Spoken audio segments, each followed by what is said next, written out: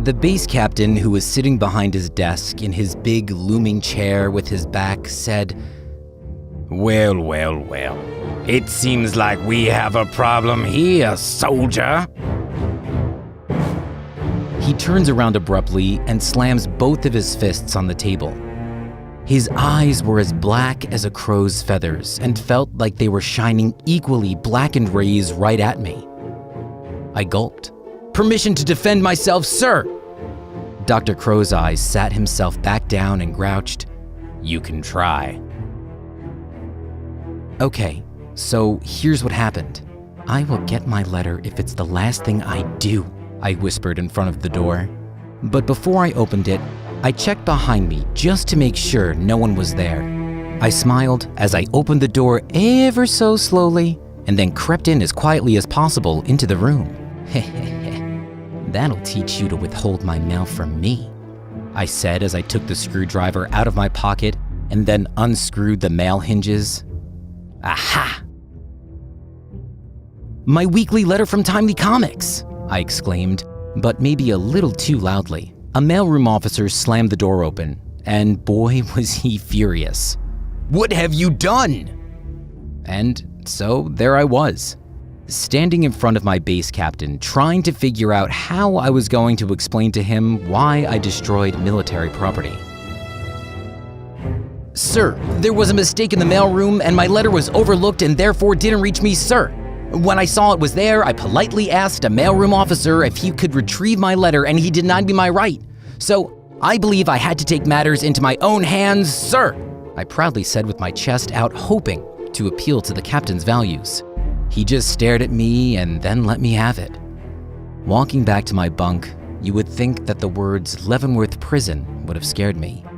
But the minute I stepped out of the captain's office, my mind was already on the story that I needed to write to send back to Timely Comics. Okay, who am I kidding? I was already thinking about it when he was yelling at me. The next day, after I mailed the story to the Timely, I headed over to the training film division, where I worked writing manuals, training films, slogans, and occasionally cartooning.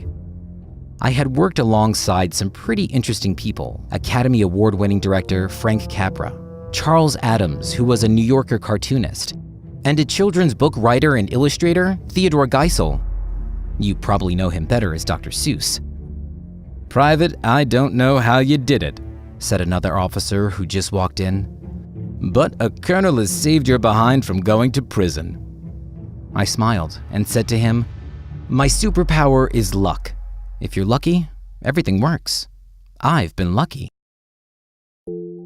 I was born on the 28th of December, 1922 in Manhattan, New York. My parents were Romanian-born Jewish immigrants that struggled their whole lives to make ends meet. My father was trained as a dress cutter, but spent most of his time buried in the classified section trying to find work. It was the Great Depression, and like everyone else during that time, he struggled to find jobs. I think this was what really gave me my work ethic. My father barely worked and spent so much time looking for work, so it gave me a greater understanding of the privilege of working and working whenever you can. Ever since I was a kid, I always loved to read. I read every single thing I could. Shakespeare, Mark Twain, Arthur Conan Doyle, anything and everything I could get my hands on.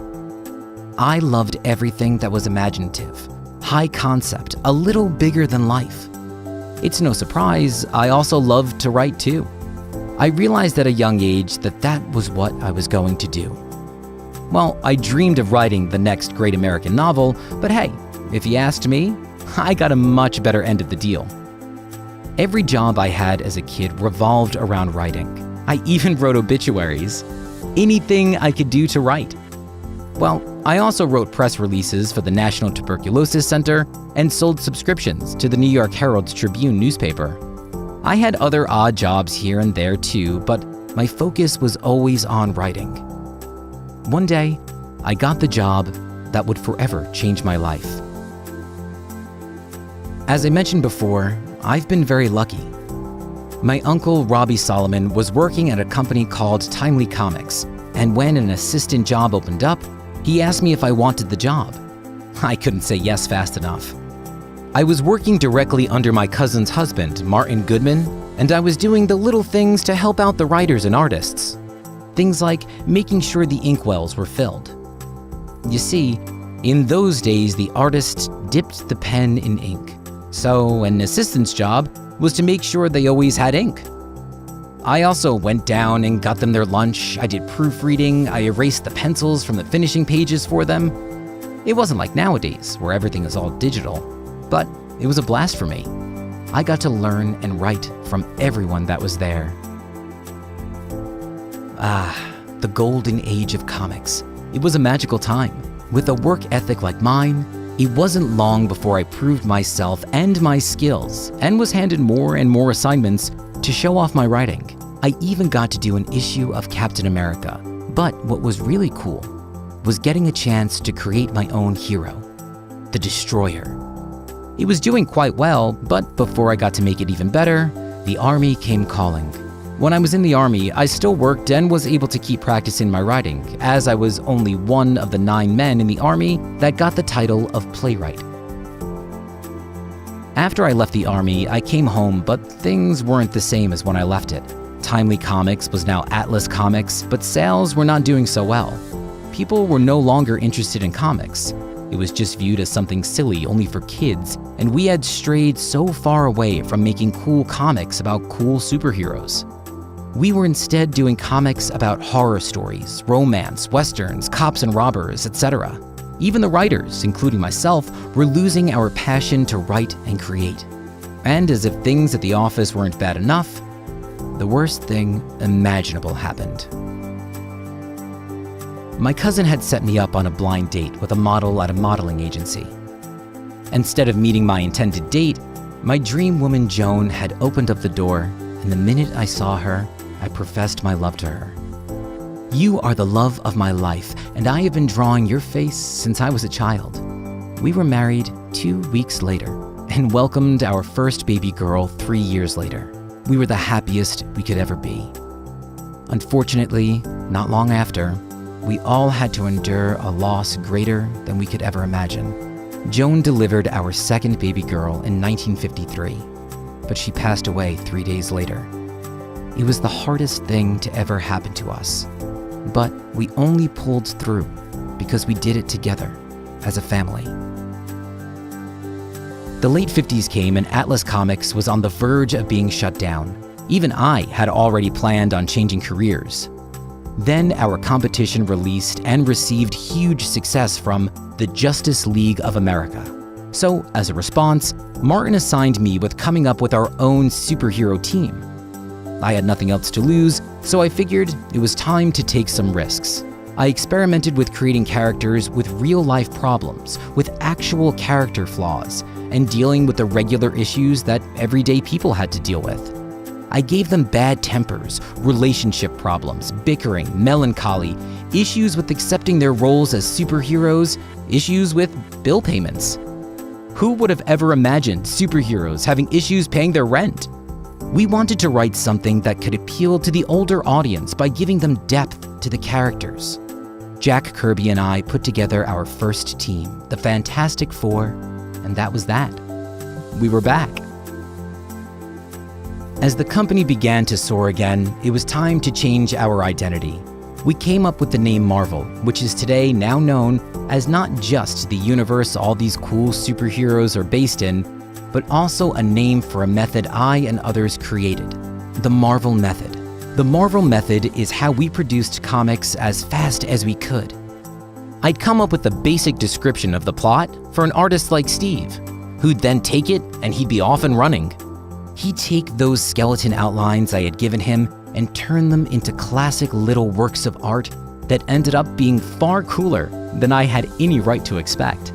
The art would be magically drawn up, and all I had to do next was to fill out the bubbles. After the success of the Fantastic Four, I realized people love to read characters they can relate to with real-life issues. I collaborated with several other artists to create even more characters. Jack and I created Hulk, Thor, Iron Man, and the X-Men. Bill Everett and I came up with Daredevil. With Steve Ditko, we brought to life Doctor Strange and then our most successful character, Spider-Man. All these superheroes were all based within the same universe, the Marvel Universe. I didn't just write, art direct, and create iconic superheroes, but for years, I got the privilege to respond to the heartwarming letters we received from fans on the back of each issue. I later became the face of Marvel and got to travel to all sorts of conventions, colleges, and panel discussions, and yeah, you guessed it, movie sets. I'm in almost every Marvel movie ever made, and I loved it. I'd go to the set and I'd do my little cameo and I'd meet all the people. It's a great way to spend the day. And then I'd go back to my own world. It had to be definitely one of my favorite things to do. My name is Stan Lee, and I passed away on November the 12th, 2018. I always felt like a very lucky man with everything I had in my life, and all I wanted was to pay the rent. I was 95 years old and never saw a need to retire as long as I was having fun. And to me, what I did every day was the most fun I ever had. Most of you may know, my motto is Excelsior. That's an old word that means upward and onward to greater glory. It's on the seal of the state of New York. Keep moving forward. And if it's time to go, it's time. Nothing lasts forever. This video is sponsored by NordVPN. Please find the link in the description below, together with the special Minute Videos discount code. NordVPN is like a digital superhero, like the Marvel characters, but with some actual special powers to help make the world a better place for you. NordVPN shields your internet activity from hackers and malware, protects you on public Wi-Fi networks, and can even help block annoying ads. Their virtual private network technology protects your IP address and makes sure that no one else can see which websites you visit or what files you download. Also, it ensures you have access to your favorite websites and entertainment content, for example, Marvel movies, which might not be available in certain markets due to license or censorship issues. NordVPN has several cool features to help make your life online easier and more secure. If that sounds interesting, please click on the link below to find out more on how NordVPN can be a digital superhero for you. You can use the special discount code Minute Videos to get 75% off 3-year plan plus 1 month free. This is a limited offer for Minute Videos fans and will expire soon. So, we suggest you check it out.